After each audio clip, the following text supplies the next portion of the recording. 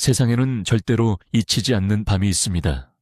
한 사람의 인생을 송두리째 바꿔놓고 도시 전체를 충격에 빠뜨리는 그런 밤.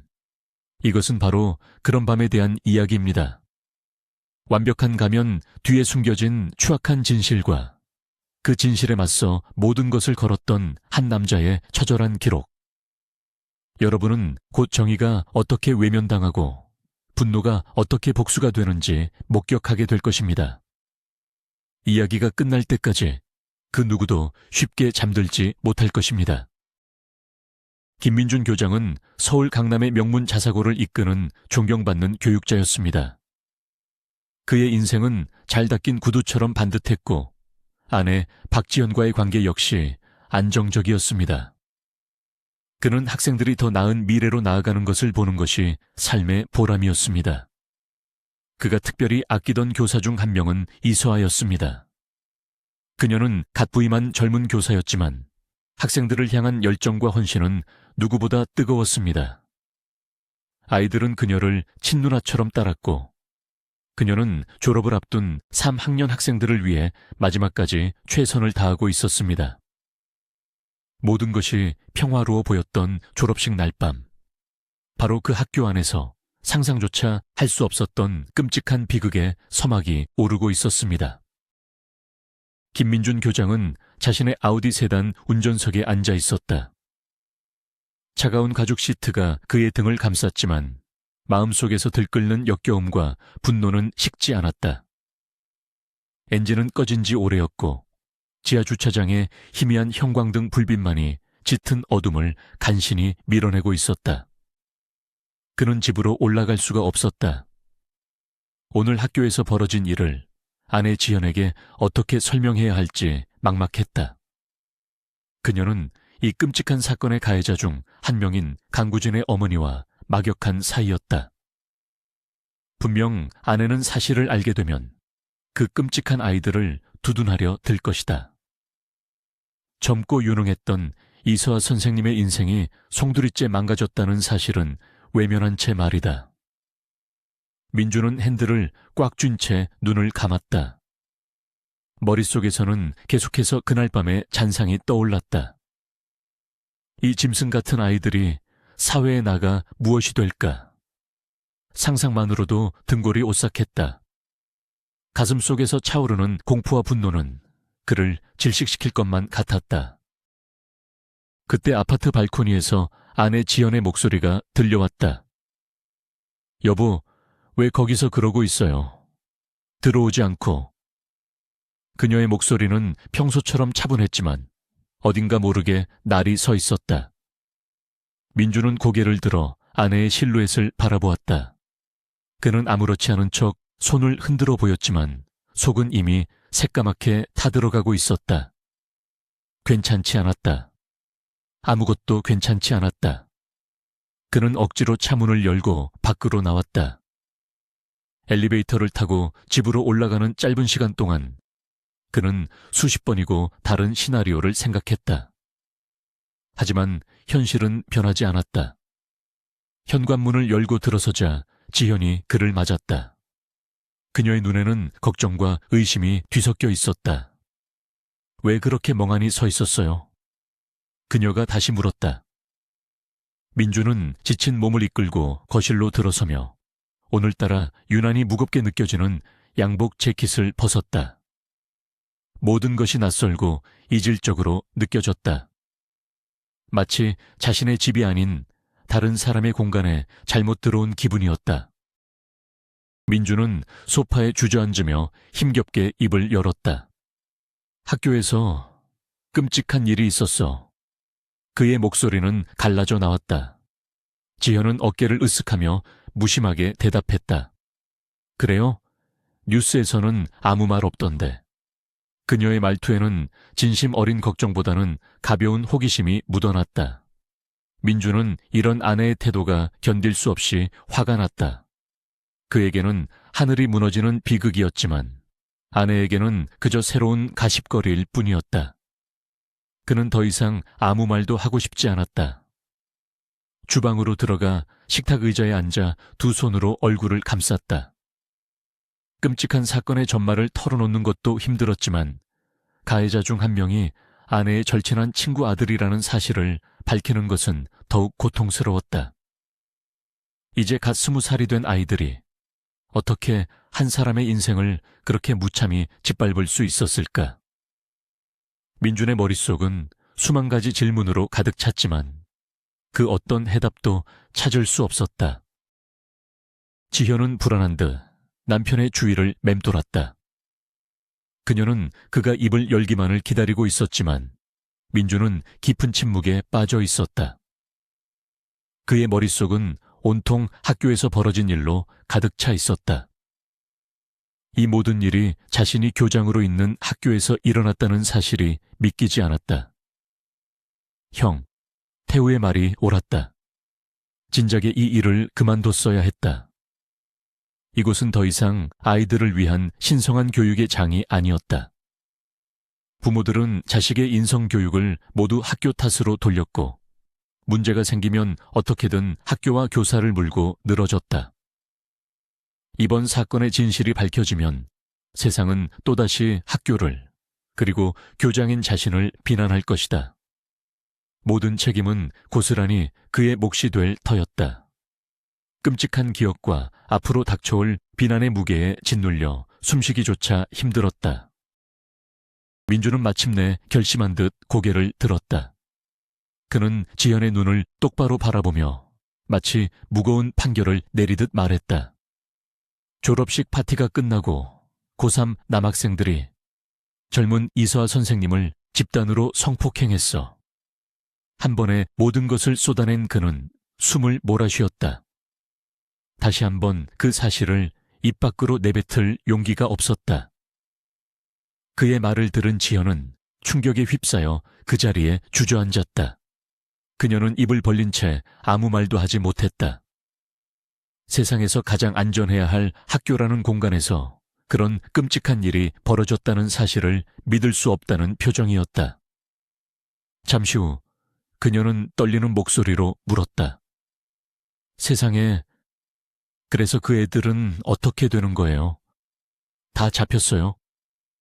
혹시 술에 취해서 그런 건 아닐까요? 그녀는 자신도 모르게 가해자들을 위한 변명을 찾고 있었다. 그것은 수많은 사람들이 무의식적으로 피해자에게서 잘못을 찾으려는 것과 같은 본능적인 반응이었다. 민주는 아내의 말에 차갑게 대꾸했다. 술에 취했다고 해서 용서받을 수 있는 일이 아니야. 그리고 그들은 자신들의 행동을 통제하지 못할 만큼 취하지도 않았어. 모두 20살이 넘었으니 법의 심판을 받게 될 거야. 감옥에 가게 되길 바랄 뿐이야.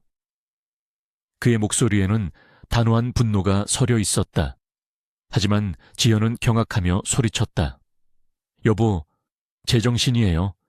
걔들은 아직 어린애들이라고요. 이제 막 대학에 가야 할 아이들인데 당신이 그 애들 인생을 망치려는 거예요. 민주는 아내를 믿을 수 없다는 듯 쳐다보았다. 그는 설마 아내가 피해자를 비난하는 사람이 되리라고는 상상조차 하지 못했다. 그는 두 눈으로 그 끔찍한 현장을 목격했다. 아이들을 위해 모든 것을 바쳤던 이서아 선생님이 어떻게 무너져 내렸는지 그는 똑똑히 보았다. 그녀는 아이들을 위해 모든 것을 헌신했고 최고의 대학에 보내기 위해 밤낮으로 노력했다. 하지만 그에게 돌아온 것은 끔찍한 배신뿐이었다. 민주는 차가운 목소리로 아내에게 쏘아붙였다. 그럼 이서아 선생님 인생을 망친 건 괜찮고 그 애들은 자기 행동에 책임을 질 나이야. 이제부터라도 죗값을 치르게 해야 해. 사람들은 항상 자기가 피해자가 되기 전까지는 피해자를 비난하지. 그의 말은 칼날처럼 날카로웠다. 지현은 고개를 저으며 동정심을 표하는 듯했지만 민주는 그녀의 눈에서 진심을 읽을 수 없었다. 그녀의 머릿속은 다른 생각으로 가득 차 있었다. 아마도 이 사건이 뉴스를 통해 알려졌을 때 대부분의 사람들이 보일 반응과 같을 것이다. 모두가 젊은 여교사를 비난하고 그녀의 행실을 문제 삼을 것이다. 이소아 선생님도 그것을 알고 있었기에 사건을 공식화하는 것을 두려워했다. 자신이 오히려 가해자로 몰리고 젊은 학생들의 미래를 망친 파렴치한 사람이 될까봐 겁을 냈던 것이다. 그날 저녁 식사는 제대로 이어지지 못했다. 민주는 저녁 식사 후 가장 먼저 형인 김태우에게 전화를 걸었다. 이 상황에서 자신을 지지해주고 부모들의 압력에 맞서 싸울 수 있도록 도와줄 유일한 사람이었다. 태우는 그의 이야기를 듣고 즉시 만나자고 제안했다. 하지만 이미 정신적으로 완전히 지쳐버린 민주는 다음 날 만나기로 약속했다. 다음 날 태우가 그의 집을 찾았을 때 민준의 상태는 어제보다 더 심각했다. 밤새 한숨도 자지 못한 그의 눈은 퀭했고 얼굴은 잿빛이었다. 간밤에 그는 이 모든 것이 끔찍한 악몽이기를 바라며 잠들었다. 하지만 아침에 눈을 떴을 때 잔혹한 현실은 변함없이 그를 기다리고 있었다. 어젯밤의 끔찍한 기억이 생생하게 되살아났다. 자신이 어떻게 그 현장을 발견했는지, 처음에는 얼마나 큰 충격에 빠져 그 자리에 얼어붙었는지, 그리고 어떻게 정신을 차리고 그 짐승 같은 놈들을 교실 밖으로 내쫓았는지 모든 것이 선명했다. 민주는 형 태우에게 모든 것을 털어놓았다. 이야기를 듣는 내내 태우의 표정은 점점 굳어갔다. 그는 충격에 휩싸여 한동안 아무 말도 하지 못했다. 이윽고 그는 깊은 한숨을 내쉬며 말했다. 세상에, 학교에서 이런 일이 일어날 수 있다니. 내가 진작 말했잖아, 형. 그 학교는 그만둬야 한다고. 요즘 학교는 우리가 다닐 때와는 달라. 그곳은 괴물들을 키워내는 소굴이야. 결국 모든 비난은 학교가 받게 될 거라고. 태우가 말하는 동안 민주는 그저 고개를 끄덕일 뿐이었다. 형의 말은 모두 사실이었다. 그는 자신이 무너져 내리는 것을 느꼈다. 머릿속에서는 계속해서 그 끔찍한 사건이 반복 재생되었고 그는 아무것도 할 수 없었다. 태우는 깊은 생각에 잠긴 동생의 얼굴을 바라보며 조심스럽게 물었다. 그래서 날 부른 이유가 뭐야? 복수라도 해달라는 건가? 그는 민준이 평범한 방법으로는 이 문제를 해결할 수 없으리라는 것을 직감했다. 민준은 잠시 망설이다가 입을 열었다. 일단은 모든 것이 공정하게 처리되길 바라. 하지만 만약 우리의 법이 그들을 제대로 심판하지 못한다면 그때는 형이 나서줬으면 좋겠어. 형이 이 일을 맡아줄 거라는 확신이 필요해. 내게는 다른 방법이 없어. 그의 목소리에는 절박함이 묻어 있었다. 태우는 그런 동생의 어깨를 두드리며 말했다. 전화 한 통이면 돼. 걱정하지 마. 난 언제나 내 편이야. 태우의 단호한 약속은 민준에게 작은 위안이 되었다.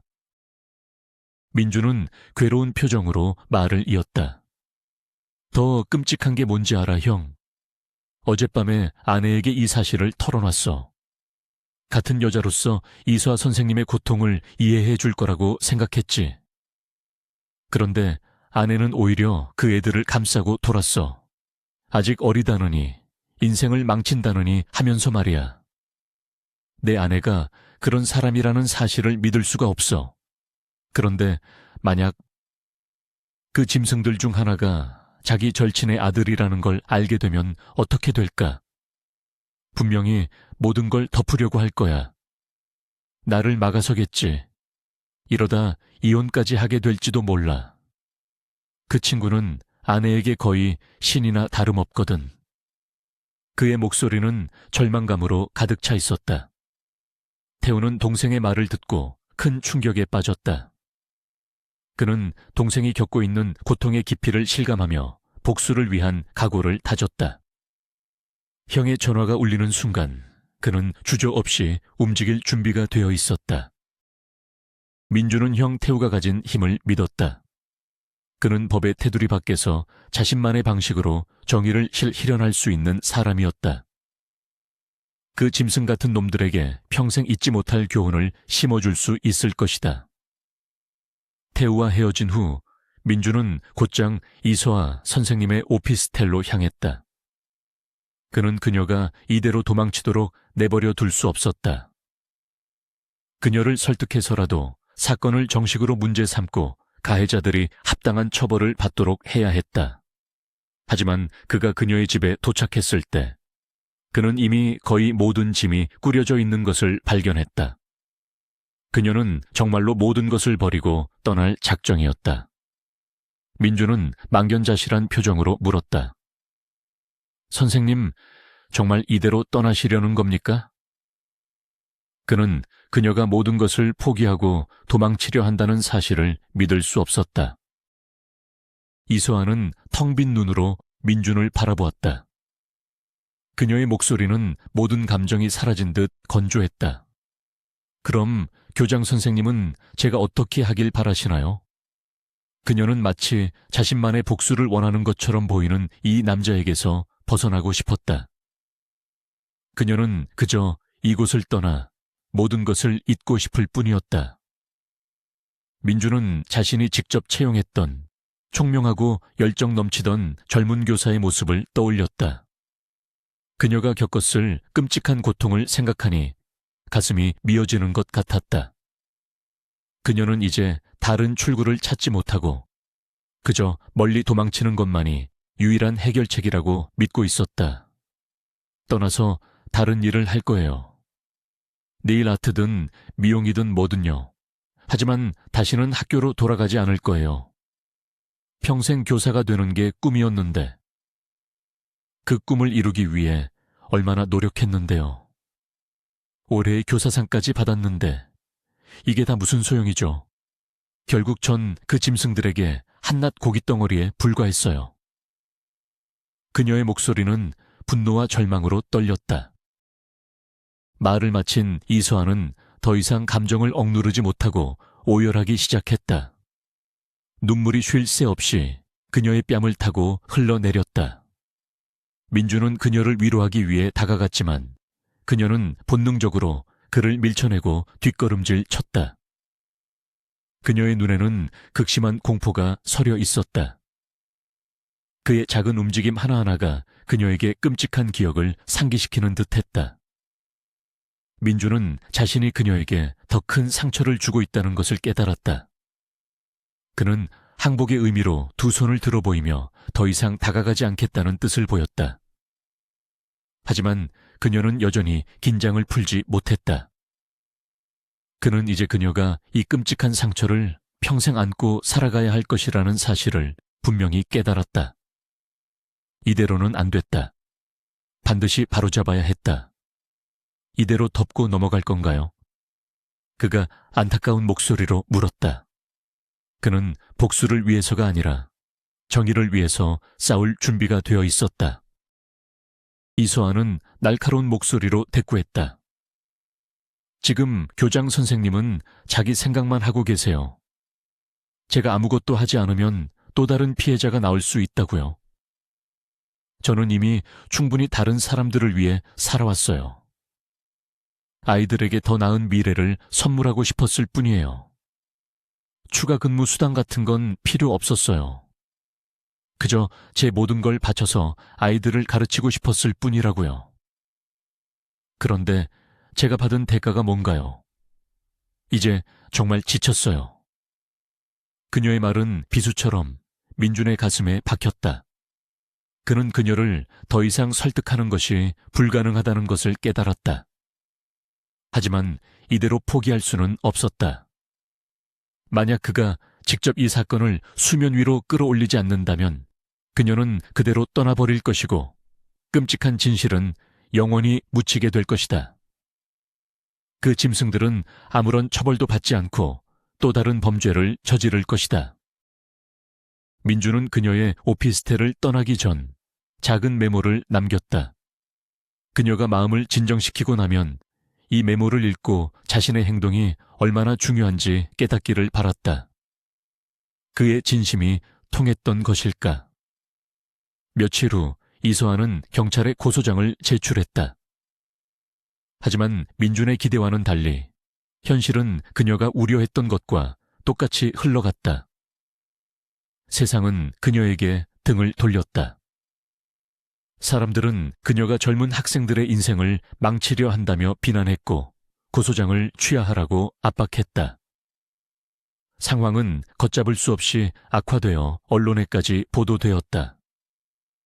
당연히 아내 지연도 모든 사실을 알게 되었다. 그녀는 남편이 가해자의 신원을 숨겼다는 사실에 분노했고 자신의 친구와 그 아들을 지키지 못했다는 배신감에 휩싸였다.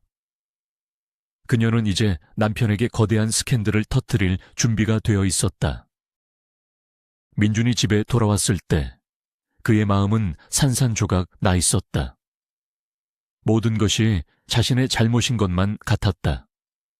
그가 그녀를 부추겨서 이 끔찍한 싸움을 시작하게 만든 것이다. 그는 마지막까지 사회가 변했을 것이라고, 상식을 가진 사람들이 더 많을 것이라고 믿었다. 하지만 현실은 냉혹했다. 사람들은 짐승처럼 행동한 10대들을 보호하기 위해 기꺼이 피해자를 공격했다. 만약 그들의 자녀나 가족이 같은 일을 당했더라면 그들은 결코 그렇게 행동하지 않았을 것이다. 하지만 비극이 자신과 상관없는 일일 때 사람들은 너무나도 쉽게 잔인해졌다. 이수아는 이제 살아갈 의미를 완전히 잃어버린 듯 보였다. 민주는 그녀를 그런 절망의 구렁텅이로 밀어넣은 것이 바로 자신이라는 죄책감에 시달렸다. 지연은 분노의 찬목소리로 남편을 몰아세웠다. 왜 나한테 처음부터 말하지 않았어요? 왜 내가 이 모든 사실을 뉴스를 보고서야 알게 만든 거냐고요. 그녀는 남편이 자신의 친구와의 관계를 무시하고 독단적으로 행동했다는 사실에 격분했다.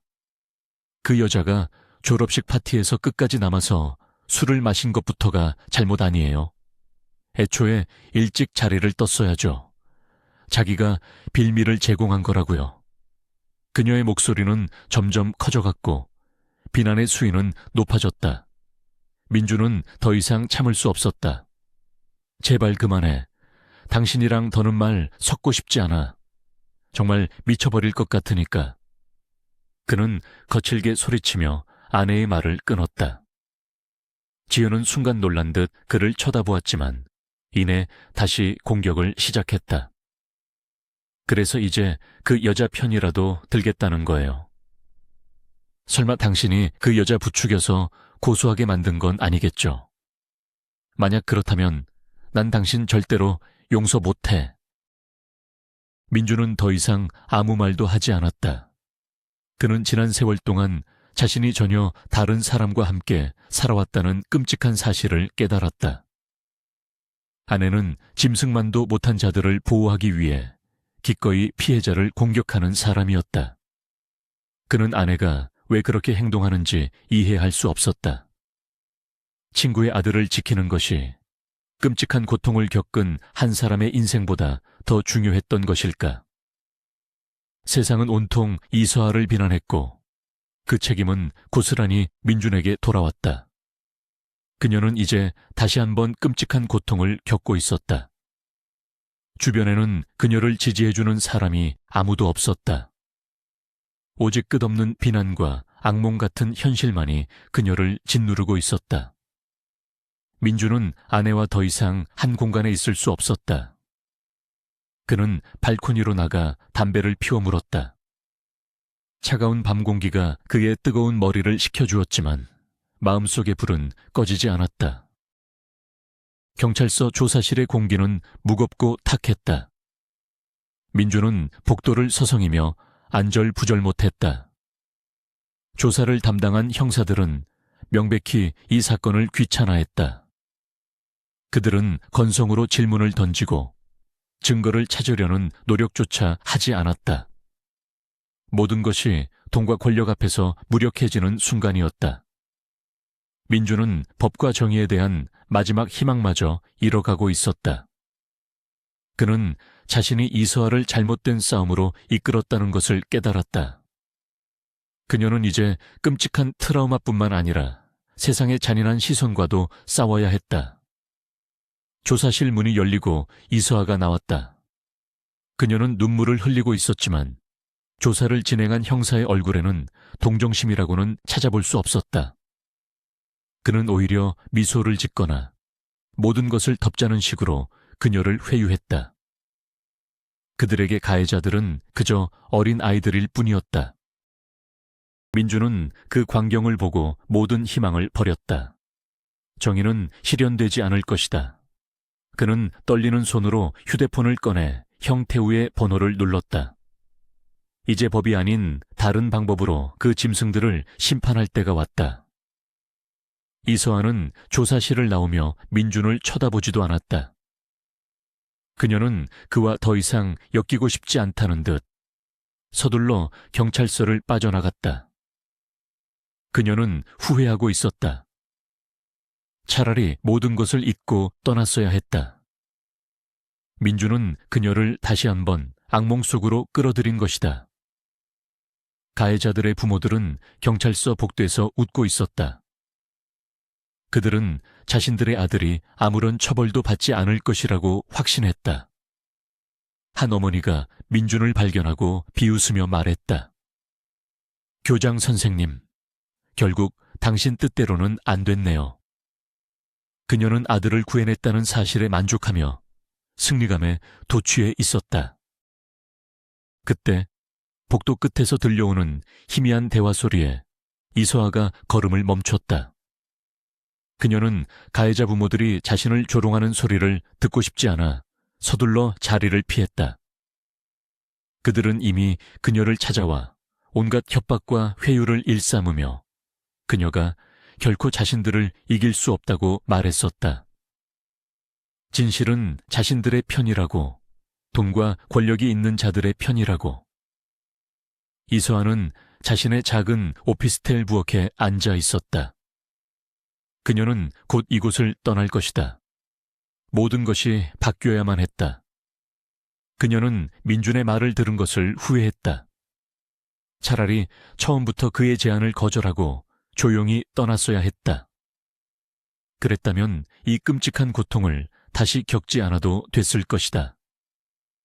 자신을 증오하는 사람들과 마주하고 그들의 잔인한 시선을 견뎌내지 않아도 됐을 것이다.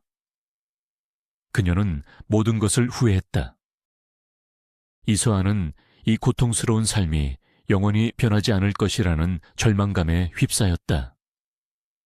그날 밤의 끔찍한 기억은 평생 그녀를 따라다닐 것이다. 그때 가슴 깊은 곳에서 날카로운 통증이 느껴졌다. 통증은 팔로 퍼져나갔다가 서서히 사라졌다. 심장이 다시 불안하게 뛰기 시작했다. 극심한 스트레스는 명백히 그녀의 몸을 망가뜨리고 있었다. 그녀는 이 모든 것을 빨리 끝내고 싶었다. 그때 초인종이 울렸다. 문을 열자 그곳에는 민준이 서 있었다. 그녀는 그를 보자마자 문을 닫고 싶었다. 소리를 지르고 그를 때려서라도 자신의 분노를 표출하고 싶었다. 이 모든 비극의 시작은 바로 그였기 때문이다. 하지만 민준 역시 자신의 잘못을 알고 있었다. 그는 모든 것이 다르게 풀릴 것이라고 믿었던 자신의 어리석음을 후회하고 있었다. 그녀는 텅 빈 눈으로 그를 바라보았다. 가슴의 통증은 점점 더 심해지고 있었다. 이제 또 뭘 원하세요? 제가 결백하다고 시내 곳곳에 현수막이라도 걸어주시게요. 그녀의 목소리에는 날카로운 조롱이 담겨 있었다. 사과하러 왔습니다. 민준이 힘겹게 말했다. 참 다정하시네요. 유감스럽게도 아무 의미 없지만요. 교장 선생님도 결국 그들과 똑같아요. 사과 한마디면 모든 게 해결될 거라고 생각하잖아요. 그때 저를 도와주신 건 감사하지만 차라리 그때 그놈들 중 하나가 제 머리를 깨뜨려줬으면 좋았을 거예요. 그럼 이 끔찍한 지옥을 다시 겪지 않아도 됐을 테니까. 그녀는 결국 참았던 눈물을 터뜨렸다. 이제 그만 가주세요. 제발. 그녀는 문을 세게 닫아버렸고 민주는 홀로 복도에 남겨졌다. 그는 잠시 그 자리에 서 있다가 천천히 계단을 내려갔다. 민주는 채 앉아 학교로 향했다. 오늘은 그곳에 가고 싶지 않았다. 학교 앞에는 분명 기자들이 진을 치고 있을 것이다. 그들은 오직 자신들의 특종을 위해 상처받은 한 젊은 여성의 삶을 난도질할 준비가 되어 있는 하이에나 떼였다. 그는 차가운 분노가 온몸에 퍼지는 것을 느꼈다. 학교 건물에 가까워지자 그의 예상은 정확히 들어맞았다. 수많은 기자들이 이미 학교 정문을 점령하고 있었다. 잠시 차를 세우고 그들을 모두 밀어버리고 싶은 충동이 들었지만 그는 억지로 이성을 붙잡았다. 차에서 내리자마자 수많은 마이크와 카메라가 그의 얼굴로 향했다. 그는 아무 대답도 하지 않고 묵묵히 걸었다. 그들에게 먹잇감을 던져줄 생각은 추호도 없었다. 바로 그때 누군가 그를 향해 뜨거운 커피가 담긴 종이컵을 던졌다. 뜨거운 액체가 그의 양복 재킷을 적셨다. 민주는 고개를 들어 커피를 던진 사람을 쳐다보았다. 중년의 여성이 아기에 찬 미소를 지으며 그를 노려보고 있었다. 그녀는 자신의 행동에 일말의 죄책감도 느끼지 않는 듯했다. 어디서 저런 걸레 같은 것들을 교사라고 뽑아놔서 애들 인생을 망치게 만들어. 여자가 악을 썼다. 민주는 그녀의 말을 무시하고 묵묵히 건물 안으로 들어갔다. 교장실에 들어와 문을 닫자 비로소 끔찍한 소음에서 벗어날 수 있었다. 하지만 그의 안에서는 분노가 들끓고 있었다. 사람들은 이미 가해자들을 피해자로 만들고 이소아를 가해자로 둔갑시킨 뒤였다. 그들은 자신들의 아이들이 저지른 끔찍한 범죄가 앞으로 얼마나 더 많은 사람들에게 상처를 줄 수 있는지 전혀 알지 못했다. 혹은 알고 싶지 않았을 것이다. 민주는 책상에 앉아 두 손으로 얼굴을 감쌌다. 머릿속에서는 분노한 여성의 목소리가 계속해서 울려 퍼졌다. 그날 이후 법적인 절차는 일사천리로 끝났다. 학생들은 모두 풀려났다. 돈과 권력이 정의를 이긴 것이다. 그들은 자신들의 승리를 자축하며 세상에 두려울 것이 없다는 듯 행동했다. 하지만 그들은 아직 알지 못했다. 그들의 진짜 심판은 이제 막 시작되려 하고 있었다. 마지막 재판이 끝난 날, 이서아는 영원히 서울을 떠났다. 그녀는 끔찍한 고통을 안겨준 이 도시를 다시는 찾지 않을 작정이었다. 마지막으로 법정에서 본 그녀의 모습은 이전보다 훨씬 더 수척해져 있었다. 창백한 얼굴과 깊게 패인 다크서클은 그녀가 겪었을 고통의 깊이를 짐작하게 했다. 하지만 그 누구도 그녀의 아픔에 관심을 갖지 않았다. 모든 사람들의 관심은 오직 억울하게 가해자로 몰렸던 학생들에게 쏠려 있었다. 이제 민주는 자신의 방식으로 정의를 실현하기로 결심했다. 더 이상 잃을 것이 없었다. 가해 학생 중 한 명의 아버지가 교장실 문을 열고 들어왔다. 그의 얼굴에는 오만한 미소가 가득했다. 그는 자신이 아들을 구해냈다는 사실에 의기양양해 있었다. 교장 선생님, 마녀 사냥을 벌이려다 실패하셨네요. 그가 비웃으며 말했다. 민주는 그를 죽일 듯이 노려보았다. 만약 당신의 아내가 그 젊은 교사 대신 그 자리에 있었다면 그때도 당신은 그렇게 가해자들을 풀어주기 위해 싸웠을까요? 민준이 차갑게 물었다. 남자는 잠시 당황했지만 이내 다시 오만한 표정을 지으며 대답했다. 만약 내 아내가 그런 일을 당했다면 나는 그놈들이 감옥에서 살아서 나오지 못하게 만들었을 거요. 하지만 이건 내 아들 이야기지. 나는 내 아들을 구하기 위해 내가 할 수 있는 모든 것을 했을 뿐이오. 당신이 판사를 설득할 돈이 없는 걸 나한테 탓하지는 마시오. 그의 말에는 일말의 죄책감도 없었다. 민주는 형 태우에게 전화를 걸었다. 이제 더 이상 망설일 이유가 없었다. 형, 우리가 이야기했던 거 기억나? 나를 도와주겠다고 약속했었잖아. 민준이 떨리는 목소리로 말했다. 태우는 이미 모든 상황을 파악하고 있었다. 알고 있어. 네 전화만 기다리고 있었어. 걱정하지 마. 모든 준비는 끝났으니까. 태우의 목소리는 차분했지만 그 안에는 서늘한 분노가 담겨 있었다. 그놈들 아버지가 찾아와서 나를 조롱하고 갔어. 자기가 뭘 잘못했는지 전혀 모르더군. 나는 내가 이서아 선생님을 이 지옥으로 끌어들였다는 걸 알아. 그래서 최소한 그놈들이라도 자신들의 잘못을 뼈저리게 느끼게 해주고 싶어. 민준이 말했다. 태우는 모든 것이 계획대로 진행될 것이라고 동생을 안심시킨 뒤 전화를 끊었다. 이제 복수의 시간이었다. 그들은 돈과 권력이 통하지 않는 세상이 있다는 것을 배우게 될 것이다. 모든 복수가 끝났을 때 민주는 텅 빈 교장실에 앉아 있었다. 그는 사직서를 제출했다. 더 이상 이 지긋지긋한 곳에 머물고 싶지 않았다. 그는 이제 아이들과 학부모라는 존재가 끔찍하게 느껴졌다. 자신의 아이가 무슨 짓을 저질렀든 무조건 감싸고도는 그들의 맹목적인 사랑이 역겨웠다. 그는 텅 빈 집으로 돌아왔다. 아내 지연은 이미 떠난 뒤였다. 식탁 위에는 짧은 편지 한 장이 놓여 있었다.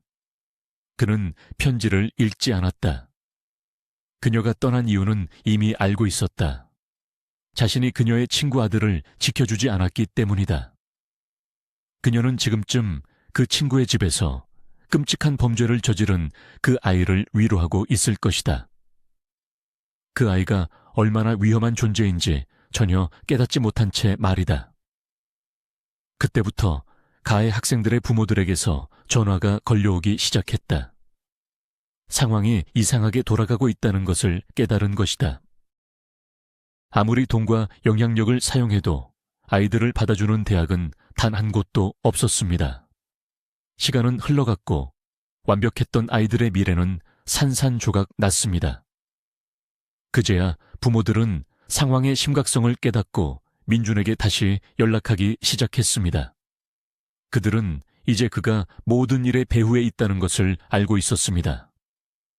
며칠 후 민준은 이서아 선생님에게 모든 것이 끝났다고, 정의가 실현되었다고 알려주기 위해 전화를 걸었습니다. 하지만 수화기 너머로 들려온 것은 그녀의 목소리가 아니었습니다. 그녀의 어머니가 전한 소식은 충격적이었습니다. 이서아 선생님은 며칠 전 심장마비로 세상을 떠났다고 했습니다. 끔찍한 충격과 스트레스를 이기지 못한 것입니다. 민준의 복수는 완벽하게 이루어졌지만 그것은 이미 주인을 잃은 공허한 메아리에 불과했습니다. 그는 자신이 진정으로 지키고 싶었던 것을 지키지 못했다는 끔찍한 패배감 속에서 홀로 무너져 내렸습니다. 이 이야기가 여러분의 마음에 깊은 울림을 주었다면 좋아요와 구독으로 저희 채널을 응원해 주세요. 여러분은 진정한 정의가 무엇이라고 생각하시나요? 복수는 과연 상처 입은 영혼을 치유할 수 있을까요? 여러분의 생각을 댓글로 남겨주세요. 시청해 주셔서 감사합니다.